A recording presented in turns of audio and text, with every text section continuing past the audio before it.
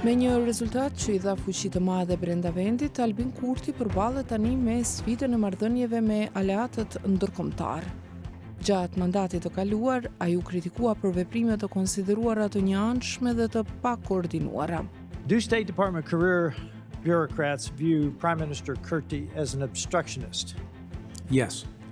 More so than not. Yes. Tani me legitimitetin e rinovuar zgjedhor, Kurti është sërish në qendër të vendimeve që do të formsojnë kursin e Kosovës. Duhet të ecim përpara pavonesa.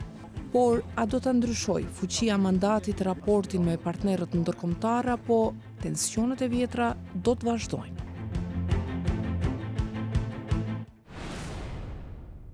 Shikues të nderuar, përshëndetje, mirë se vini në sezonin e ri të Ekspozes, magazinës së përjavshme televizive të Radios Evropa e Lirë. Unë jam Valona Tela.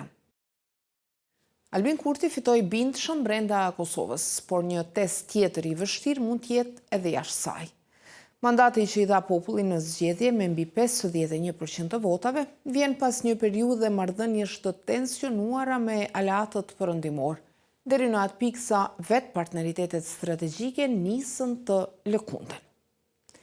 Tensionet u ushqyen nga një sër veprimesh të qeverisë së Kurtit, nga vendosja e kryetarëve shqiptar në komunat me shumicë serbe në veri, deri te mbyllja e shumicës së institucioneve serbe, të cilat u cilësuan nga bashkësia ndërkombëtare si të njëanshme, të pakoordinuara dhe problematike për komunitetin serb. Në kulmin e krizës më 2023, atë kohë sekretari amerikan i shtetit Antony Blinken i dënoi ashpër veprimet e tilla, për të cilat tha se ishin kundër këshillave të SBA-s dhe partnerëve evropian të Kosovës. Ai po ashtu paralajmëroi pasoja për marrëdhënie dypalshme mes Kosovës dhe SBA-s. Dhe pasojat nuk vonuan. Vetëm pak ditë më vonë Kosova u përjashtua nga stërvitjet ushtarake Defender Europe 2023, një koqire të cilave ishte vetë. Për Kurtin, tani në retrospektiv, ja ka vletur barra qiran pasi strukturat paralele të Serbisë janë eliminuar dhe shteti ka shtrirë rendin dhe ligjin. Ne jemi miq përkundër kritikave. Ne nuk jemi miq të vërtet nëse nuk arrim asnjëherë të ta normalizojmë kritikën për njëri tjetrin. Por në kontrast me deklaratat e Kurtit për normalizimin e kritikave mes miqve, SBA-ja vitin e kaluar i shoqëroi mospajtimet e saj edhe me pezullimin e dialogut strategjik me Kosovën, një mekanizëm i krijuar për thellimin e marrëdhënieve dypalshe. Qëndrimin e tillë të Washingtonit e forcoi në dhjetor edhe një takim i Komitetit për Politikë të Jashtme të Dhomës së Përfaqësuesve, në të cilin Kurti u përshkrua si pengesë në avancimin e proceseve. Do State Department career bureaucrats view Prime Minister Kurti as an obstructionist? Yes. More so than not. Yes. Në Kosovë, perceptimi duket krejt ndryshe. Me mbi 51% të votave në zgjedhjet e 28 dhjetorit, lëvizja vetëvendosjes synon ta rikthejë Kurtin në krye të qeverisë dhe t'i krijojë sa më shpejt institucionet e reja. Një hap që duket se do të testojë edhe durimin edhe qasjen e partnerëve ndërkombëtar. Kur u pyet nga Radio Evropa e Lirë për mënyrën se si Shtetet e Bashkuara planifikojnë të bashkëpunojnë me qeverinë e ardhshme, Ambasada amerikane në Prishtinë theksoi gatishmërinë për forcimin e marrëdhënieve, por paralelisht specifikoi se kjo do të kërkojë edhe për mbushjen e disa kushteve. Shpresojmë të forcojmë partneritetin tonë me qeverinë e ardhshme të Kosovës, përfshirë edhe rifillimin e dialogut strategjik. Arritja e kësaj, megjithatë, do të kërkojë veprime nga qeveria e Kosovës që çojnë përpara agjendën tonë të përbashkët për paqe rajonale, stabilitet dhe prosperitet të ndërsjellë ekonomik. Në fund të vitit të kaluar, SBA-ja miratoi aktin për autorizimin e mbrojtjes kombëtare, duke theksuar mes tjerash nevojën që Kosova dhe Serbia t'i normalizojnë marrëdhëniet. Që nga viti 2011, dy vendet kanë zhvilluar negociata dhe kanë arritur disa marrëveshje, por shumica e tyre nuk janë zbatuar. Që nga shtatori viti 2023 nuk ka pasur as ndonjë takim të nivelit të lartë, sepse Serbia nuk e ka dorëzuar të dyshuarin për sulmin në Banjsk Milan Radojčić. Hap ky që Kurti e ka kërkuar pa ndërprerje si nga Beogradi ashtu edhe nga partnerët ndërkombëtar. Këtë javë Kosovën e vizitoi i dërguari i posaçëm i BE-s për dialogun Kosovë-Serbi Peter Sorensen, i cili e përshëndeti procesin zgjedhor. Vizita u zhvillua në kohën kur Kosova pritet të dalë nga masat ndëshkuese të BE-s, të vendosura për më shumë se 2 vjet për shkak të veprimeve të konsideruara të njëanshme. Nga Prishtina, Sorensen rikujtoi se vazhdimi i dialogut në nivel të lartë me Serbinë mbetet kyç. Ne vazhdojmë të punojmë për çështjen e dialogut, me shpresën që viti 2026 të sjellë atë që 2025 nuk e solli.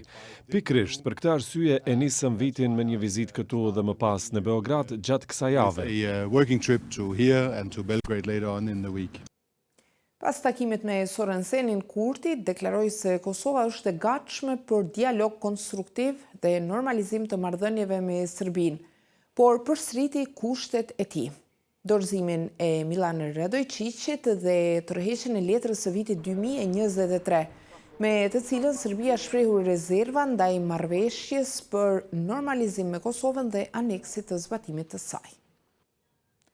Duke ju përgjigjur Radios Evropa e Lirë për mënyrën se si planifikojnë të angazhohen me qeverinë e re të Kosovës, edhe zyra e BE-s në Kosovë dhe ambasada gjermane theksuan rëndësinë e vazhdimit të dialogut me Serbinë dhe shprehen mbështetje për të. Ndërkohë vendet e tjera të Quintet, Franca, Mbretëria e Bashkuar dhe Italia nuk ju përgjigjen pyetjes. Mandati i fortë, vlerësojnë disa analistë, ia forcon Kurtit pozicionin edhe përballë BE-s dhe SHBA-s. Florian Bieber, drejtori i Qendrës për Studime të Evropës Juglindore, thotë se kjo i jep atij hapësirë politike për të vazhduar kursin aktual, edhe kur ai nënkupton vendime jo popullore dhe qëndrime më të ashpra në dialogun me Serbinë. Mesazhi për aktorët ndërkombëtar është mjaft i qartë. Ata duhet të bashkëpunojnë me Kurtin. Duan apo s'duan, ai është aktori politik dominues në Kosovë. Edhe më herët partia e tij ka qenë larg më e popularizuar dhe aktualisht nuk ka asnjë alternativë të fortë politike. Liza Homel, drejtoresha e Qendrës për Evropë në Këshillin Atlantik, e përmbledh ngjashëm situatën. Kurti ka një mbështetje të jashtëzakonshme dhe të qartë pas vetës dhe kjo do ta inkurajojë atë në marrëdhëniet me Brukselin dhe Washingtonin. Sipas saj, ai do të jetë i gatshëm të angazhohet në dialog, por më pak i predispozuar për kompromis, sidomos në marrëdhëniet me Serbinë. Kurti e ka marrë mesazhin nga qytetarët e Kosovës se qëndrimi i tij ndaj Serbisë është popullor. Kjo jep atij një pozicion të qartë dhe të paluhatshëm. Nuk pres të ketë përparim të madh të menjëhershëm, por mund të shohim më shumë lëvizje, deklarata dhe ngjarje mediatike pas vitit 2025. Pasi deri më tani gjithçka ka qenë bllokuar nga ngërçi politik në Kosovë.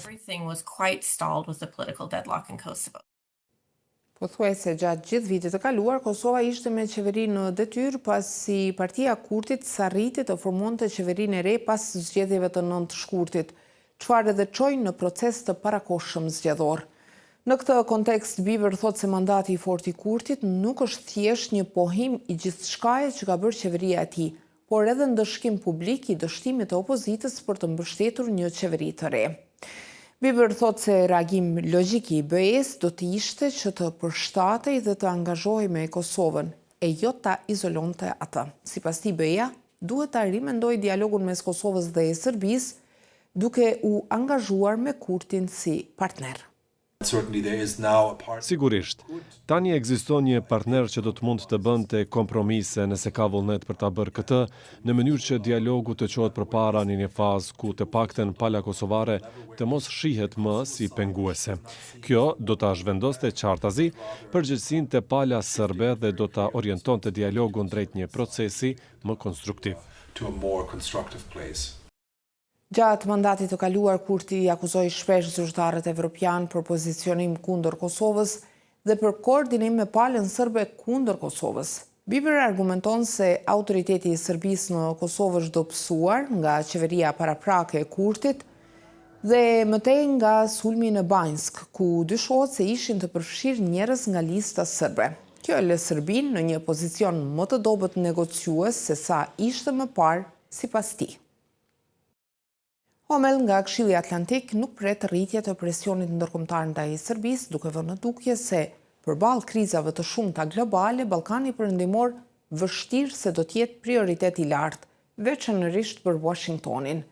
Sipas saj, rifillimi i dialogut strategjik SBA-Kosovë, nëse ndodh, do të jetë sinjali më i qartë i mënyrës se si Washingtoni synon të angazhohet me Prishtinën. Nga ABE-ja, pritjet i ka gjithashtu të kufizuara, dhe jo vetëm për dialogun. Right now, we've just started. Sapo ka nisur presidenca e Këshillit të Bashkimit Evropian e udhëhequr nga Qiproja, një nga 5 vendet që nuk e njohin Kosovën. Prandaj, është e vështirë të shihet ndonjë përparim në procesin e zgjerimit gjatë presidencës së Qipros. Por ndoshta, kur Irlanda ta marrë presidencën, pas disa muajsh mund të shohim ndonjë lëvizje më të dukshme. More movement then.